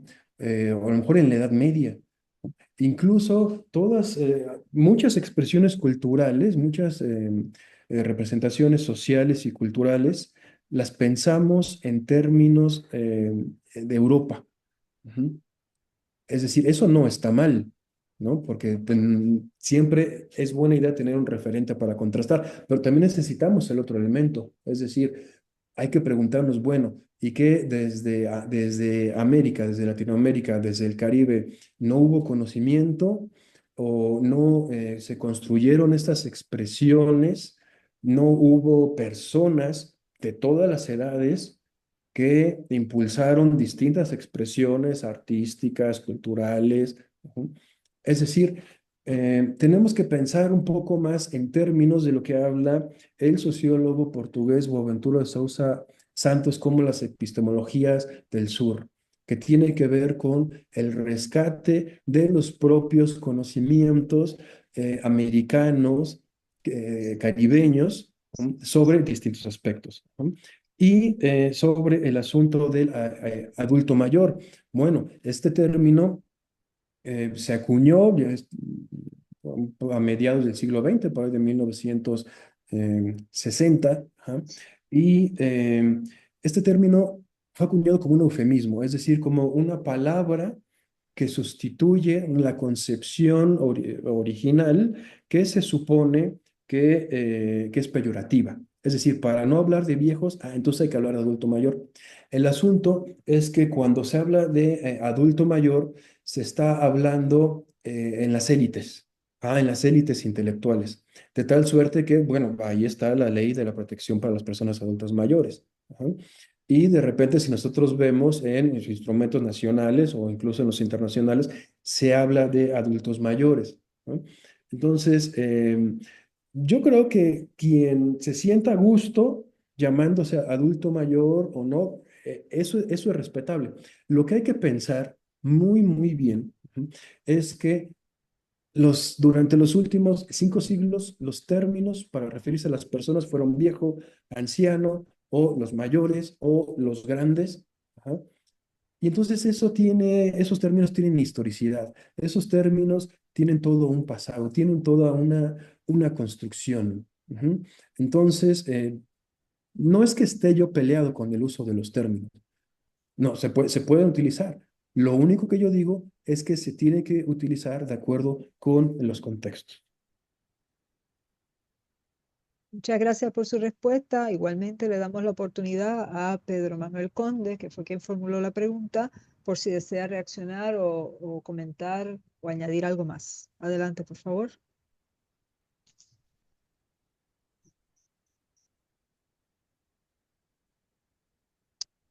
Parece que no. Bueno, seguimos entonces. La próxima pregunta la formula Eduardo Vivaldo Lima. Dice, ¿qué opina de las comunes largas carreras académicas en México y posiblemente en otros países más allá de los 60 años, más allá de 60 años, y del rechazo de académicos y académicas jóvenes hacia sus pares viejos por la percibida pérdida de oportunidades que eso provoca? Esto es neurálgico y se llama edadismo científico. ¿Mm? Como decía Luis en su intervención pasada, primero tendríamos que tener claro los conceptos, ¿no? ¿A qué se refiere esta discriminación? Hay que tener claro qué es discriminación, que se habla de discriminación. ¿Mm? Así como los profesores jóvenes o quienes empiezan una carrera universitaria a los 30, 40, 50 años, de repente se expresan, ujú, de de los viejos, de los más experimentados, y entonces mencionan que, pues bueno, a ver, es que ya se tendrían que jubilar, ya tendrían que retirarse, ya tendrían que hacer eso. Habría que matizar, habría que matizar todo esto. Es decir, hay personas que a los 60, 70, 80 años tienen toda la capacidad, todas las ganas y sobre todo la creatividad para seguir laborando en las universidades, para seguir trabajando en las universidades. También hay otros que no. Ujú. Entonces, ¿qué es lo que opino yo? Yo opino que tenemos que ser capaces, primero, de entender estos conceptos, de entender que existe una discriminación. Ajá. Y en Latinoamérica, en el Caribe, en todos lados. Ajá. Y ser capaces de dialogar, pero también de establecer incentivos desde la administración universitaria, que realmente colaboren, ayuden, ajá, se interesen en la persona que se quiere jubilar. ¿Sí? Es decir, en universidades de todo el mundo, ¿sí?, es conocido que cuando nosotros estamos trabajando, nosotros percibimos un salario, ¿no?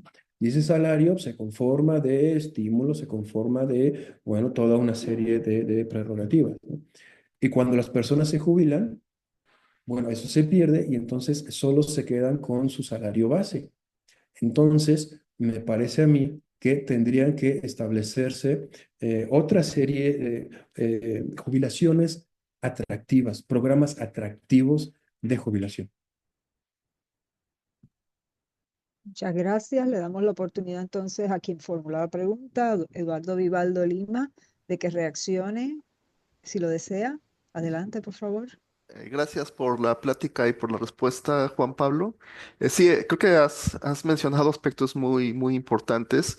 Por un lado, es cierto que hay académicos que en la edad más allá de 60 años siguen siendo muy productivos. Quizás a lo mejor es cuando están en una etapa de de mayor capacidad, pero también es cierto lo que mencionaste, es que mucha gente no se jubila porque las jubilaciones relacionado con los programas de estímulos, que a final de cuentas los sueldos son solamente una parte pequeña es el sueldo base y una parte significativamente grande son los estímulos y estos se pierden al jubilarse. Pero mucha gente no se jubila porque sus jubilación es muy baja y se pierde, el poder adquisitivo se reduce significativamente. Mencionas de forma muy adecuada que es importante establecer mecanismos para tener programas de jubilación más atractivos. En algunas universidades como la UNAM, eso existe, pero es limitado y no existe en otras instituciones. También creo que otro aspecto que es importante tal vez mencionar es que al menos en el ámbito académico no hay suficientes plazas. Y entonces es triste, por ejemplo, algo que yo he percibido es eh, profesionistas académicos en las edades que tienen ahorita 40, 50 años, que realmente nunca tuvieron o han tenido la oportunidad de tener una plaza de tiempo completo. Siendo capaces, teniendo carreras brillantes, y por no haber suficientes plazas no pueden acceder a a una plaza de tiempo completo y entonces pues van avanzando en edad y no se crean esas oportunidades. Entonces sí creo que has mencionado algunos aspectos importantes. Quizás habría que pensar y discutir otros que también son, o sea, no es un problema tan sencillo. Definitivamente hay sus elementos que dices de la discriminación por la edad, pero también hay otros aspectos como que personas siguen activas, no tanto porque lo quieran o porque es su mejor momento, sino porque no pueden dejar de prescindir de esos recursos. Muchas gracias. Así es, estoy completamente de acuerdo. Muchas gracias a ambos por su diálogo. Continuamos con un comentario de Jorge Vivaldo. Dice, ¿quién iba a pensar que muchos adultos mayores de 75 años destacan más en esta etapa de la vida? Y presenta como ejemplos a Trump, al Papa Francisco, Mandela, De Niro, que me imagino que es el actor Robert De Niro, etc. Eh, Continuamos con Alejandra Martínez Porras. Dice, soy estudiante egresada de la licenciatura de Desarrollo Comunitario para el Envejecimiento y puedo decir que la percepción que se tiene de una persona mayor, escrita entre comillas, depende mucho del contexto en el que se encuentran, del rol que desempeñan en su entorno y también del imaginario social. ¿Usted desea reaccionar a eso, doctor Vivaldo? Así es, incluso vinculando las dos participaciones, lo Ajá. que decía Alejandra es central. el contexto. Y para hablar del contexto hay que hablar de un elemento que toqué en la conversación que se refiere a las desigualdades. Es decir, no es lo mismo envejecer en el poder que envejecer fuera del poder. No es lo mismo envejecer, digamos, en una élite, y no me refiero con élite, no me refiero nada más a una élite económica, élites hay muchas, ¿no? Por ejemplo, la élite universitaria, ¿no? La élite educativa. Ujú. No es lo mismo envejecer con esas condiciones, ¿no? Que de repente hacerlo desde una condición de profesor de asignatura, que se ha pasado varios años en esto, digo, no es para ponerse a llorar, ¿no? Pero eso hay que considerar. Hay que considerar la desigualdad de las vejeces. Hay que considerar que es asimétrico. Y ante estas condiciones asimétricas, eh, hay otros elementos que ahí están, la enfermedad, ¿sí? El hacerse, el apoyar a la familia, a los hijos, o simplemente, o ya no a la familia, a los amigos y a la familia. Entonces son muchísimos factores que efectivamente tienen que ver con un contexto de desigualdad. Muchas gracias, doctor Vivaldo. Le damos la oportunidad a la persona que formuló el comentario, ¿verdad? Alejandra Martínez Porras. ¿Usted desea reaccionar o comentar o añadir algo más? No, muchas gracias.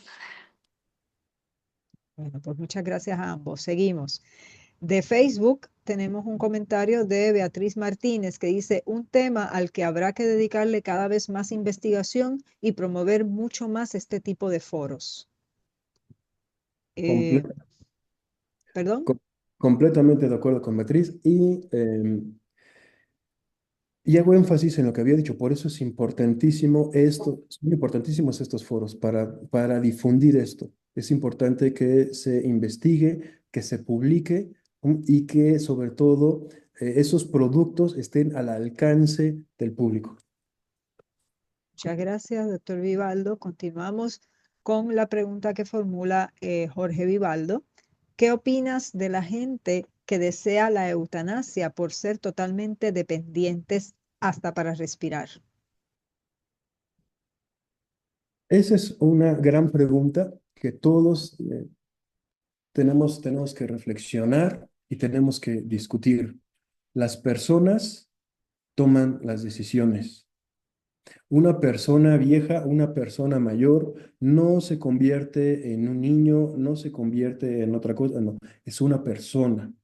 Y por lo tanto hay que respetar sus decisiones. ¿M? Eh, Se las toman en vida, no sé cómo sea en Puerto Rico, pero al menos en otros países de Latinoamérica existe esa posibilidad. Es decir, si la persona ante un notario o ante la autoridad correspondiente decide que si le sucede algún accidente y disminuye sensiblemente su calidad de vida, bueno, pues entonces ella decide que no se le administre medicamento, o que si está conectado a un respirador se le desconecte. Me parece que es fundamental hablar sobre las decisiones y sobre todo respetarlas.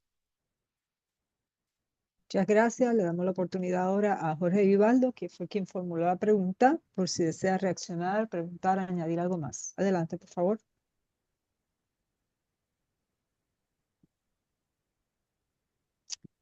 Ok, seguimos.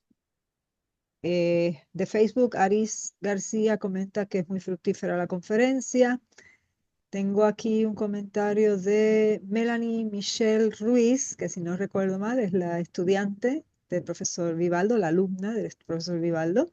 Muchas felicidades por su interesante investigación histórica. Especialmente me llama la atención el tema de la migración, que no solo considera como fuente los datos, las cifras, sino también elementos sociales como las razones de la migración o las dinámicas familiares que perfectamente encuentra plasmadas en la música. La cuestión pasa de los datos demográficos a un análisis sociodemográfico excelente. Y estoy de acuerdo con usted, las voces de las personas viejas son fundamentales. Así Eh, es, sí, adelante si se va a comentar algo, doctor. sí, así es fundamental que nos demos cuenta sobre esto. Haciendo énfasis sobre el asunto de las representaciones sociales. Por ejemplo, si nosotros escuchamos la música que salió hace 30 años, hace 40 años, y la vamos comparando con la reciente, pues también vamos viendo toda una evolución. Por ejemplo, cuando hablamos de la migración, pues sí, los Tigres del Norte hablaban de la jaula de oro, ¿no? Que aunque sea jaula de oro no deja de ser prisión. Pero entonces, ¿qué pasa con las personas que pasan 2 décadas, 3 décadas en Estados Unidos que envejecen, quieren regresar? Se quedarán allá, regresan, porque todo eso es un drama, un absoluto drama. Lo que sucede ahora con la población en Puerto Rico. Puerto Rico se está llenando, son más visibles las personas mayores, las personas viejas. ¿Por qué? Por el asunto de la migración. Y lo veíamos, y quienes no lo han visto, les sugiero que lo hagan, vean el video de Bad Bunny, el video con este excelente actor. Entonces, esas preguntas son muy necesarias que las hagamos, pero sobre todo me parece que estas herramientas tienen una mayor potencialidad en los jóvenes. Por eso yo sostengo que es fundamental trabajar con las representaciones sociales, porque muchas personas van a preferir ver un video, ver música, ¿no? O escuchar música, perdón, que de repente leer un artículo. Habrá personas que hagan las dos cosas y eso es fascinante, ¿no? Pero entonces tenemos que ser capaces de transmitir esto y reflexionar sobre esto. Eh, Sobre eso solamente quería comentar que muchas veces pueden resultar complementarios ambos, ¿verdad? La lectura y por otro lado, ¿verdad? La parte audiovisual, por llamarlo de alguna manera, ¿verdad? Eh, Le doy la oportunidad, como hemos hecho hasta ahora, a Melanie Michelle Ruiz, que fue quien formuló el comentario, por si desea reaccionar, comentar algo más. Adelante, por favor. Pues nada, solamente agradecer al doctor Vivaldo por su comentario y porque efectivamente es algo que nos ha transmitido, que la literatura también, las películas, estos espacios donde podemos encontrar plasmado cómo una sociedad funciona en cierto tiempo, en el pasado, en el presente, incluso algunas que ven en el futuro, ¿no? Cómo se imaginan que va a pasar. Pues es una oportunidad para contrastar con datos, con artículos, con investigaciones, con conocimientos que se van haciendo, y eso fortalece mucho las investigaciones, y es algo que admiro del profesor Vivaldo. Felicidades.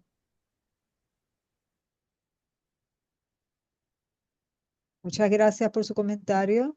Eh, Hay un comentario desde Facebook de María Celeste Cortella, ¿verdad? Que lo felicita por compartir esta información y comenta, es triste que después de haber trabajado durante tanto tiempo no se pueda disfrutar por falta de garantías económicas.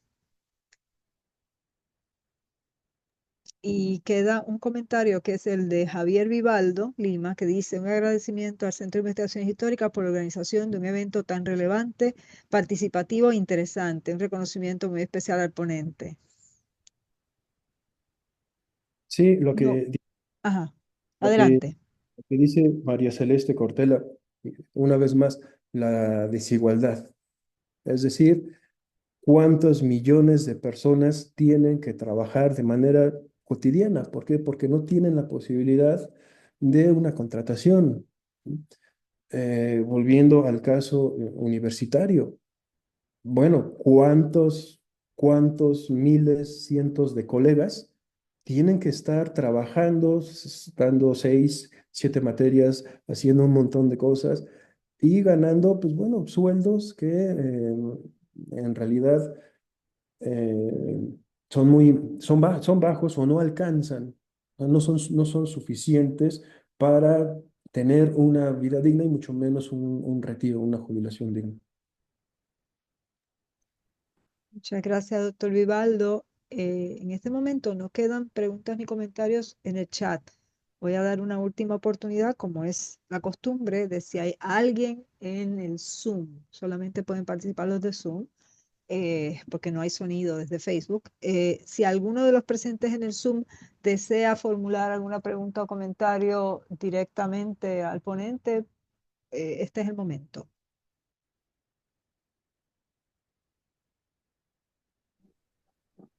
Vamos a darnos un minutito por si alguien dice yo. Yo me oye. Adelante, habla Jorge Vivaldo. Adelante, por favor. Sí, yo soy Jorge Vivaldo. Quiero comentarles que yo conozco a Juan Pablo desde antes de que naciera. Cuando mi hermano y mi cuñada me avisaron que ya iban a ser papás, fue una súper alegría. ¿Quién iba a pensar que desde ese tiempo hasta ahora fuera una persona tan destacada? Te felicito mucho, Juan Pablo. Eres muy especial para todos y para mí. Te felicito por tu disertación y especialmente porque hoy es tu cumpleaños. Felicidades, hijo. Muchísimas gracias. Muchísimas gracias, tío, siempre por el apoyo. Hay algo, hay algo que es importante, por ejemplo, ¿qué pasa cuando la gente cumple años? ¿Qué pasa con los años? ¿Qué pasa con la edad? ¿Mm? Y sobre todo esto es más común en el caso de las mujeres. Cuando a alguien se le pregunta qué edad tienes, ay, no, eso no se dice, pero ¿por qué? Esto también es una construcción cultural que sí que tiene que ver con un sistema patriarcal, que tiene que ver con la subordinación de siglos de la mujer al hombre. Esto creo que tendría que cambiar. ¿Por qué? Porque yo sostengo que tenemos que estar orgullosos de lo que somos, de lo que hemos hecho a lo largo de los años. ¿Sí? Si tenemos 15 años, bueno, a los 15 años se ganó un concurso. Pues hay que de verdad estar felices de eso. A los 30 años se logró una beca. A los 40 años se publicó, a los 50 años. Entonces, la edad debe ser un motivo de orgullo y no un motivo de menosprecio, no un motivo de invisibilización. ¿Ah? Entonces, bueno, esa es una reflexión importante que hay que hacer sobre la edad.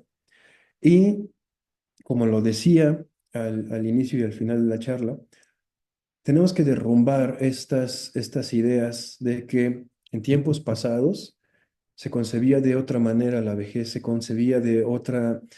ponía en otra posición. Ajá, había un pedestal, un exclusivo para la vejez. No, no es cierto.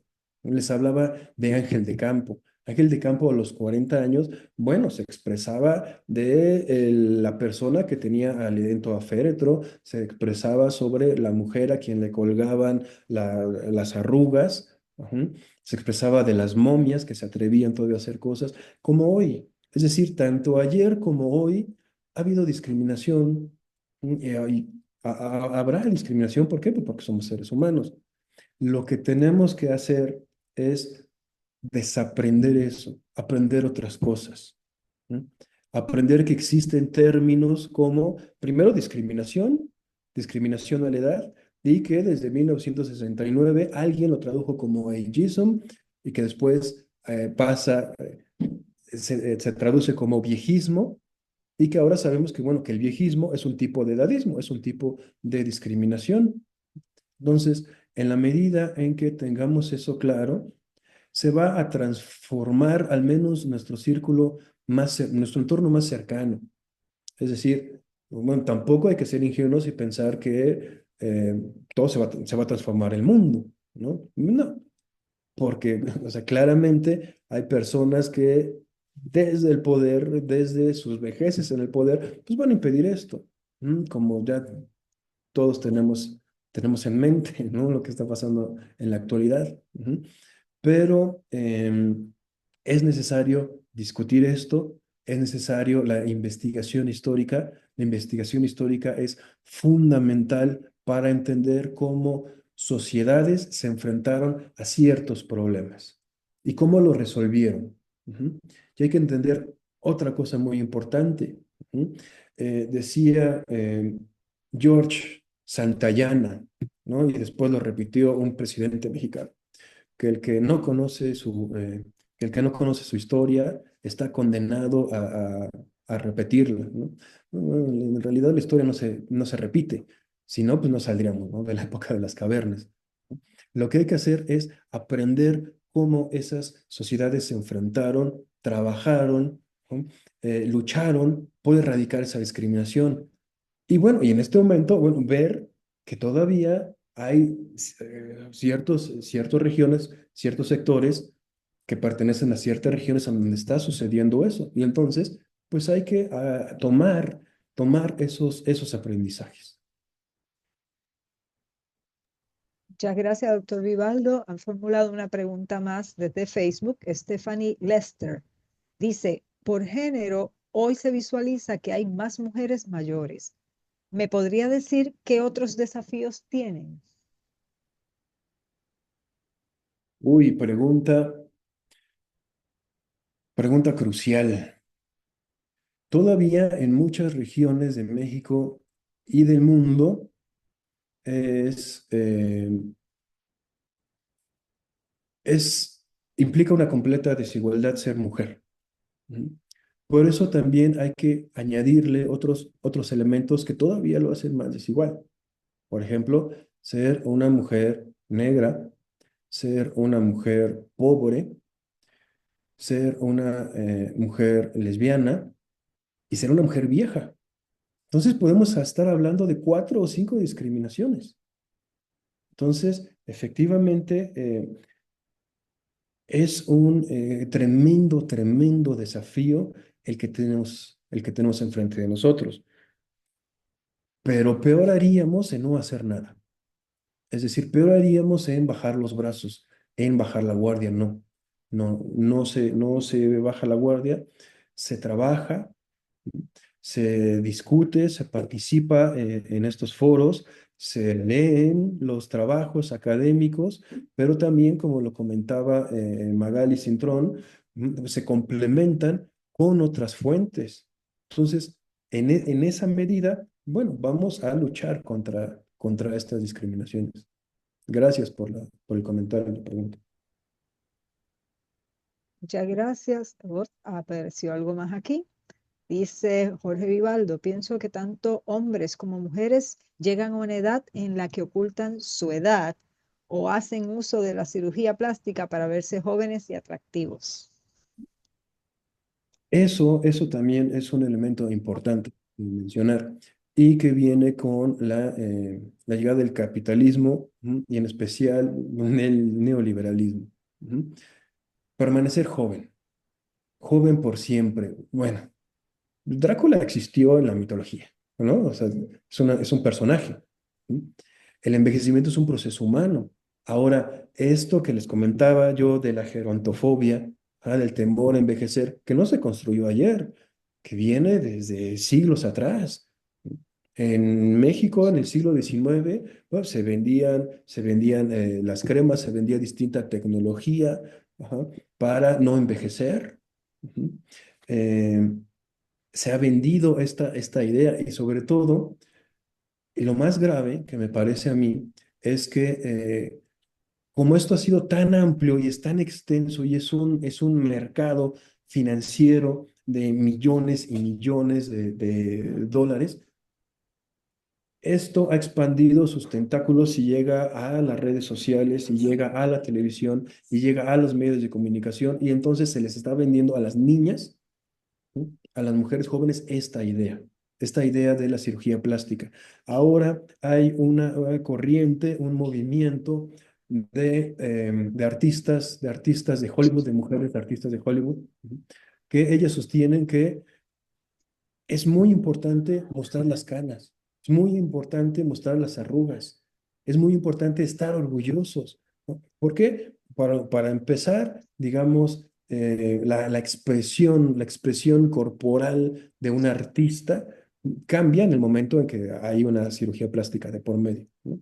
Entonces, esto de verdad de la lucha contra el viejismo, contra la discriminación, es algo que todos debemos de tomar muy, muy en serio. Muchas gracias, doctor Vivaldo. Quedan preguntas ni comentarios, así que agradezco su participación el día de hoy. Agradezco también al público que nos ha acompañado y que ha participado. Vamos a dar por finalizada esta sección de preguntas y comentarios y pasamos con mi compañero Josué Camaño para el cierre de la actividad. Adelante, Josué. Muchísimas gracias, Magali. Nuevamente nuestro agradecimiento a todos los que están presentes y todas aquí en este espacio de Zoom y a las 898 personas que se encuentran en estos momentos visualizando esta actividad. Así que nuestro agradecimiento principal a nuestro invitado, el doctor Juan Pablo Vivaldo, no solamente por su conferencia, sino por el interesante debate de actualidad que nos ha traído con su tema. De parte del doctor Marcial Ocasio Meléndez, director del Departamento de Historia y del Centro de Investigaciones Históricas, le damos a todos y todas muchísimas gracias por haberse hecho presentes a través del Zoom o a través de la red social de Facebook Live. Antes de cerrar, quisiéramos dejar con ustedes al doctor Juan Pablo Vivaldo para unas palabras finales. Bueno, pues mil gracias de verdad a todos los que se conectaron, los que me regalaron su tiempo, los que siguen aquí. Pero sobre todo a quienes comentaron, ¿m? A quienes están dispuestos a continuar discutiendo sobre este tema. Y finalmente, quiero comentar que la historia de la vejez es un subcampo de la historia social que se ha impulsado bueno, comenzó hace 50 años, pues se ha impulsado recientemente en América Latina y necesita desarrollarse. Y entonces, de verdad, llamo a historiadores, pero también a personas que no son historiadoras, a personas desde distintas disciplinas, a integrar esta visión, ¿no? A involucrarse. ¿No? Ahí están los textos, ¿no? De verdad, descárganlos, me harían un honor si los leen, si los discuten y de repente si me mandan un comentario. ¿No? Y sobre todo tenemos que darnos cuenta que el envejecimiento poblacional ahí está, ¿no? Ya está aquí, ¿no? En 30 años, bueno, cada vez vamos a ser más viejos, pero todo eso supone tremendos, tremendos desafíos. Ya hablamos sobre condiciones laborales, hablamos sobre jubilaciones, ¿no? Hablamos sobre visibilizar todo esto. Hay que entender que somos parte de un mundo, de un contexto, y que tenemos que estar enterados que lo que pasa en el mundo. Tenemos que estar enterados lo que pasa con la lucha de los viejos jubilados en Argentina, pero no solo en Argentina, en otras regiones. ¿Mm? Tenemos que, eh, tenemos que ser solidarios. ¿No? Entonces tenemos que entender que si nosotros leemos, revisamos los trabajos de esa historia de la vejez, estamos viendo cómo sociedades enfrentaron eso. Ujú. Y de ahí tenemos que ser capaces de ver qué rescatamos y cómo lo podemos adaptar para que nuestras sociedades intergeneracionales cada vez caminen mejor. ¿Mm?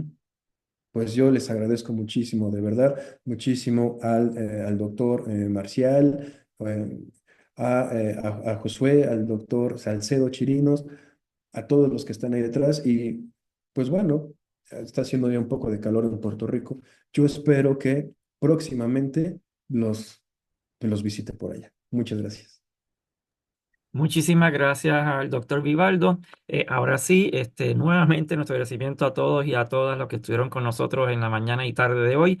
Recuerden que el próximo viernes 2 de mayo 2025 culminaremos este ciclo de actividades, febrero-mayo de este año, y estaremos realizando un conversatorio en torno a la revista La Escalera, una importante revista fundada en el 1966 en Puerto Rico, que abre el camino a lo que hoy día conocemos como la nueva historia puertorriqueña. Así que no se pierdan ese importante conversatorio el próximo 2 de mayo a las 11 de la mañana a través de nuestra red social Facebook y a través del Zoom del Centro de Investigaciones Históricas.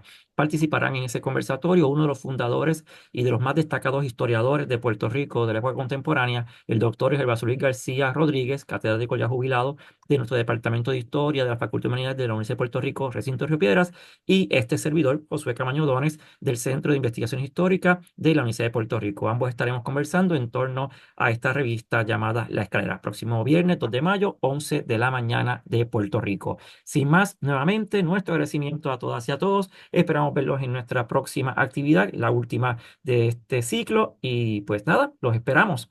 Con esto damos por terminada entonces esta actividad. Muchísimas gracias a todos y a todos. Muy buenas tardes. Gracias, hasta luego. Hasta luego, buenas tardes.